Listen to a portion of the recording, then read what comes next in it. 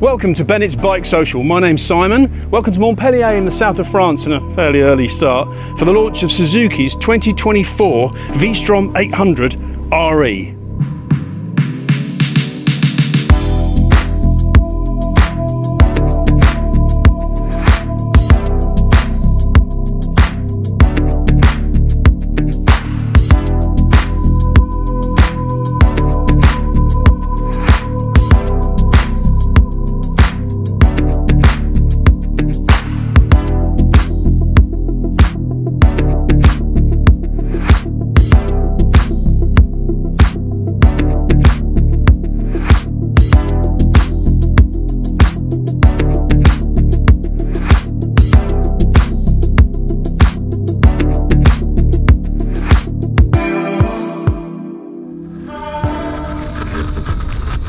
Welcome to the first few miles on Suzuki's 2024 V-Strom 800 RE. And will it turn out to be a religious experience? Who can tell? So, it's really easy to understand what the RE is if you're at all familiar with Suzuki's 800 V-Strom 800 DE. Basically, it shares the same engine and the same frame. But the clue's in the name. The RE stands for Road Explorer. It's basically a DE with all the off-road compromises taken away and a more road-orientated bias. So it's pretty simple to understand what we have here. And it starts with things like a 19-inch front wheel. It starts with shorter travel suspension, a lower seat height, a little bit less weight, lower price, a bigger screen, but we'll get into that in a minute. So let's start at the beginning with the engine. If you want to see a really in-deep dive of the engine, then go check out my V-Strom 800 DE launch video, which is about this time last year on Bennett's BikeSocial channel. That goes right into the engine in some depth, but I'll just skim over it now. It is Suzuki's 776cc parallel twin, introduced last year. It makes about 80 horsepower at 8,500 RPM, so it's quite a low revving engine, relatively speaking, because it is relatively long stroke. Suzuki have engineered it and tuned it to not really have an awful lot of sparkle at the top end, to be perfectly honest. It's somewhat over 10 horsepower shy of Honda's Hornet. But it has got a better mid-range, so between 5,000 and 6,000 RPM there is a really distinct bulge on the dyno curve. That's the actual dyno curve, not the one that Suzuki produce. But it is it's a proper bulge. Now, it doesn't sound like it's very wide, it's only 1,000 RPM, but that's where you spend an awful lot of the time. And in that little sort of ramp of torque makes a huge difference, I think, to the way the bike feels on the road. It has so much more mid-range, so much more bottom end. It's a really responsive, there's a rock in the road there, engine. So that's the motor, and we know it's a really civilized, functional engine. I've ridden the GSX 8S substantially as a long-termer for Ride magazine. I've done over a couple of thousand miles on it, and I rode the V-Strom 800 DE around Wales for another couple of thousand miles recently. And so, yeah, the engine is not the most charismatic power plant in the world. It's not going to rewrite any histories, but it is deeply useful. It's also really frugal, which is just as well in the GSX 8S because it's only got a 14-litre tank. However, the V-Stroms have got 20-litre tanks. The 20-litre tank on the DE is carried over onto the RE, thankfully. But anyway, so that's the engine. Let's just get into... Yeah, we can go here. I saw that. Okay, frame is same steel tube frame, same aluminium swing arm, same detachable steel tube subframe, which is a lovely touch. It's just a little quality. There's no welding going on around there. It's just really nicely bolted on. Suspension wise, we're on Showa suspension, which is the DE is also on Showa. That's fully adjustable with 220mm ride height, front and rear. This is down to 150mm front and rear. It's preload only at the front. It's rebound and preload at the back. The preload's sort of adjustable on a manual adjuster. Just slowing down as we work out where we're going. So that's the suspension spec. The GSX 8S is on KYBs. I've got to say, I think the Showas feel a little bit more plush to me. I quite like their ride quality. But anyway, in terms of differences in spec, what else have we got? Showa suspension. Let's talk about the electronics, which are easy to describe because they're exactly the same as the DE and indeed the 8S. It's the same 5-inch TFT screen, which is now familiar as a Suzuki item, which is clear and concise and easy to look at. We have the same electronics in terms of traction control as well. So we have 3 levels of traction control plus off. We have drive mode selectors, 3 different drive modes. And this bike does have fewer ABS options. The DE has more ABS sort of functionality than this bike. This is standard ABS. But and it's all delivered again via this sort of big fat Suzuki rocker switch, which is really easy to use. Very simple, very basic, but very simple. It's good stuff. So that's the same. Let's talk about wheels briefly. So yeah, 19-inch at the front, 17-inch at the rear. It's a 150 section rear tyre. Always good for agility, if not pose value. These are obviously tubeless tyres on the RE, as opposed to tubed on the spoked rims of the DE. Let's talk a little bit about riding position, because that's slightly different. Again, partly because the front end is lower, but partly because the bars are slightly narrower, slightly further forward and slightly lower. We are talking millimetres here, but you do have a slightly more sort of poised over the front end feel on the RE than you do on the DE, which is much more of an off-road sit back feel. The pegs are in a slightly different position as well. There's a lot of slightlies going on here. Again, they're a little bit set back and they're a little bit higher. Seat is the same. I think it's the same shape as the DE. There was some discussion about that. Suzuki weren't sure. The Suzuki GB staff seemed to think that it was a different shape seat to the DE, but it looks pretty similar to me. I'll have to double check that. But it is a denser foam, so it is slightly firmer, which counterintuitively is better for comfort. And I can say that, again, having ridden the DE round Wales, it is a comfy riding position and a comfy seat. What the DE hasn't got is much of a screen. It's got a little thumbnail in the front here. The RE has the same mounting system, but it has a larger screen. Not only is it taller, it's wider as well. Now the problem is that screens are so subjective. Now the tiny little screen on the DE offered very little protection, but you didn't get an awful lot of buffeting off it. Oh, this road has got some good surface going on here. You didn't get an awful lot of buffeting because it was one of those screens where basically it's like a naked bike, the wind just comes straight at you. This taller screen does introduce a little bit of buffeting. Now, it just depends how you like your wind served. If you like it buffeted in a buffet, then you've got a taller screen, especially when it comes to adventure bikes.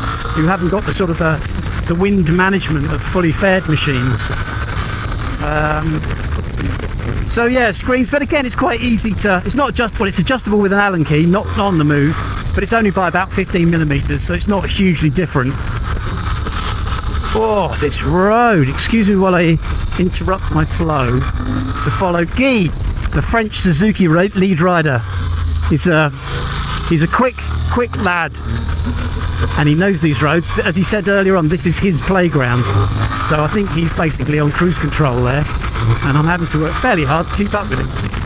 But anyway, so screens, yes, usual suspects, your pyramid plastics and your power bronzes will, and your Puge will all have options, I'm sure, for your personal preference. Wow, this is amazing. Look at this. So we're just, I think we're just to the north of Montpellier in the south of France. I've never ridden these roads before, but it is. This particular section is great fun. There's a few damp patches, which is a little bit disconcerting. You don't really want to be braking to. I think they're damp. I mean, it could just be overbanding. I'm not really sure. I don't really want to find out. The only problem when you're trying to talk and follow a fast rider is you end up being really ragged. So apologies if my lines are not so good, but as you'll appreciate, we are trying to make some progress. This bike is great, you know. When it gets out of shape, it all gets a bit wibbly, but it feels like it's going to stick. I mean, these Dunlop, they're Dunlop.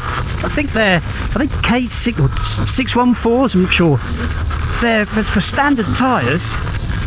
They're actually pretty good, he says, as he loses the front. Holy moly, this is tight, and he has gone. He has disparued. I'm going to have to wait. Don't slow down, mate. Keep your foot in. Oh, I'm just going to go. Anyway. Whee! Good brakes. That's a good point, actually.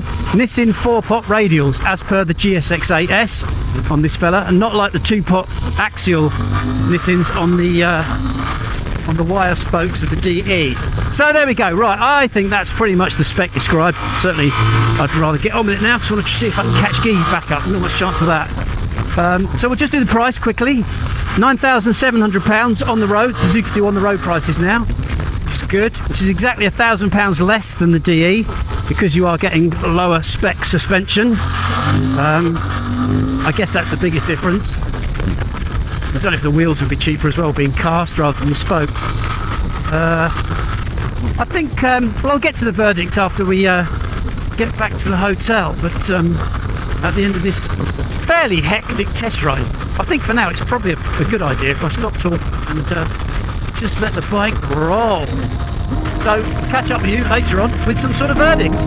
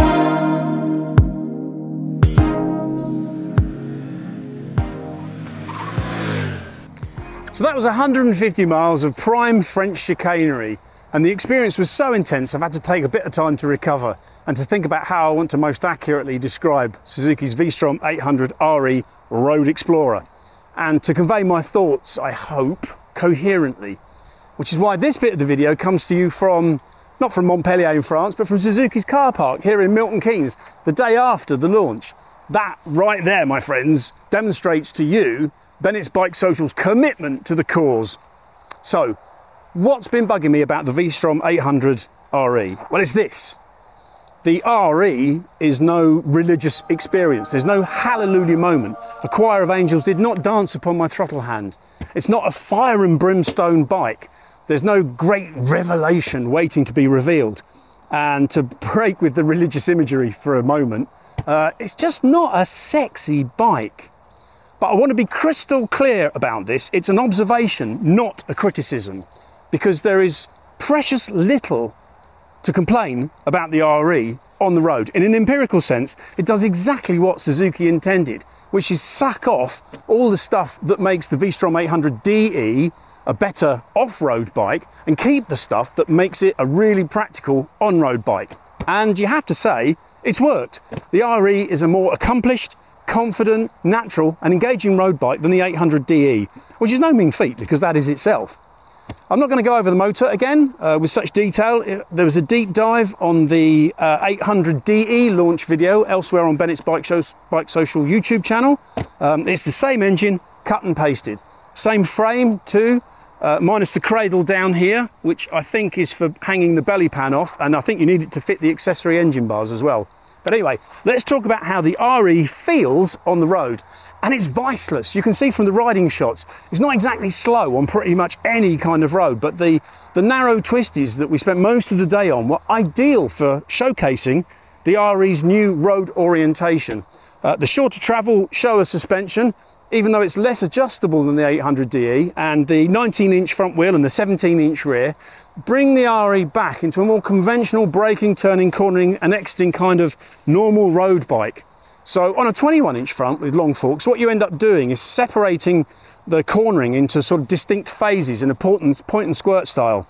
You brake in a straight line, you come off the brakes, you let them front end recover, then you turn in. And you don't touch anything from there to the apex. You get the bike upright, weight transfer, nail it. With the RE, all those transitions are blended with more overlap. So again, it is like a road riding style because you haven't got to wait for the suspension to settle before you take the next action. So yes, you still get good ride quality, but with much more control over movement and weight transfer. And of course, you get more confidence from the 19-inch front and more feedback. Actually, the Dunlop D614s fitted to this bike as standard. They felt really good in France. And there's lots of agility too. Again, because of that 150 section rear, the steering is instinctive and it's accurate. It's got no bad habits going in or coming out of corners. And finishing off with the chassis, it's got 4-pot radial Nissin calipers, unlike the 2-pot axials on the DE. And they really bury the front end into the tarmac. Having missed a few hairpins on the road, I needed them a few times, and I think I actually saw God, so that nearly was a religious experience. So what about the rest of the RE? Well, the riding position is pure comfort. The excellent seat shape remains from the DE, a bit firmer I think, but 150 miles on it was no problem. The forward canted riding position, it's quite subtle, it's not a radical change. You can feel it's further forward, but it's still more adventure bike, more tourer than a sort of a conventional sports tourer. I'm not sure about the screen. The DE has just a tiny little thumbnail, so it averages all the wind blast across your head and your torso. This thing introduces turbulence. It has to, because it has this negative pressure here. Again, it's highly subjective. You can fit a pyramid plastic screen, you can fit power bronze, pooch, MRA, whatever you want, but you can tailor that however you like. And we still have the other DE good stuff. We have a 20-litre tank. Gives you at least 150 miles. We still have a 5-inch TFT dash from Suzuki, which is really nice. We've still got the up and down quick shifter as standard, and we even have a little USB port as well. What we don't get as standard is the hand grips that you do on the DE. We still don't get heated grips, and we still don't get cruise control, which was something that Suzuki were asked about on the launch, and their reply was it simply wasn't an option when Suzuki were sort of product planning the bike sort of 4 or 5 years ago, designing the spec for the price target. But there may be an option to do it in the future, depends on customer feedback. And no other bike, I think, at this price point has cruise control. And thinking of rivals, Triumph's Tiger 850 Sport is probably the nearest rival to the 800 RE. It's £500 more expensive, it's just over 10 grand, this is £9,600. The Tiger's got a bigger motor, but it's the same kind of peak power. It's got a 19-inch front, 17-inch rear, it's got 4-pot Brembros, same seat height, 820mm, it's even got a 5-inch TFT dash, and it's roughly the same sort of weight. Anyway, that's the V-Strom 800 RE, a better road bike than the DE, for sure. Is it better enough to give up some of the DE's off-road ability? That depends on whether you want to use it or whether you feel like you just want to feel like you can using it. There's nothing wrong with the road manners of the DE. Again, you can tell from the road riding we were doing that this bike was a blast, and it's credit that it gave me the confidence to do it. On the DE, I don't think I would have felt quite as comfortable at that kind of pace. Would I buy one? Personally, I think adventure bike styling should come on wire wheels. That's just a me thing. And cruise control, I'm afraid, is a sort of a deal breaker for me these days. I really can't do without it. I can retrofit handguards and heated grips. I can't retrofit cruise control. But anyway, that's quite enough from me. Please like and subscribe, chat away down below, and for the first couple of weeks I'll come along and answer all your questions, but after that don't bother because I've got other stuff to do. Please get a quote for your bike insurance from Bennett's, and check out BikeSocial.co.uk for their BikeSocial membership and all their other offers. And after all that, I'll stop talking. Thank you very much for putting up with me.